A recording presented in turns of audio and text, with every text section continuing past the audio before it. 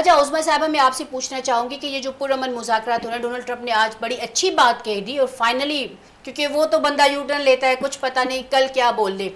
उसने कहा कि जल्द जो जंग है वो जल्दी ख़त्म हो जाएगी इंशाल्लाह। बिस्मिल्लाहिर्रहमानिर्रहीम। देखिए, पाकिस्तान एक पुरअमन मुल्क है जी। और ट्रंप साहब के ये बयानात क्यों हैं, किस लिए हैं, ये पूरी दुनिया जान चुकी है। और ये पूरी दुनिया जान चुकी है कि पाकिस्तान ने ये मुज़ाकरात करवा कर ये चीज़ साबित कर दी कि पाकिस्तान पीस चाहता है। पाकिस्तान की नज़र में पूरी दुनिया में बसने वाले इंसानों की जानें कीमती हैं, चाहे वो किसी भी खित्ते में, किसी भी मुल्क में रहते हों। और मैं यही कहूँगी कि ये पूरा टीम वर्क है।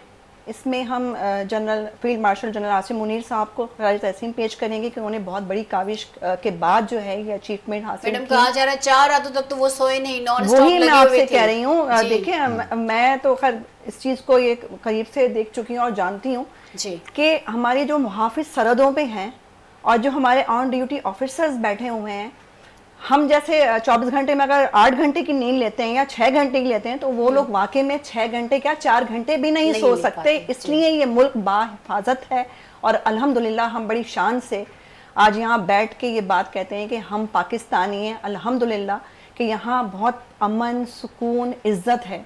और ये कहूँगी कि पाकिस्तान के वज़ीर आज़म साहब हो गए, जरदारी साहब हो गए, बिलावल साहब हो गए, हमारे फील्ड मार्शल आसिम मुनीर साहब हो गए, सबकी काविशों से मिलकर ये मुज़ाकरात जो हैं इन पे आए थे टेबल पे। और ये हमारे लिए ऑनर की बात है कि पाकिस्तान के अंदर 2 ममालिक का डेलीगेशन आता है और वो ऑन टेबल बैठता है। ये उन दुश्मनों के लिए बहुत ज़बरदस्त, कहते हैं ना, मुंह तोड़ जवाब है जो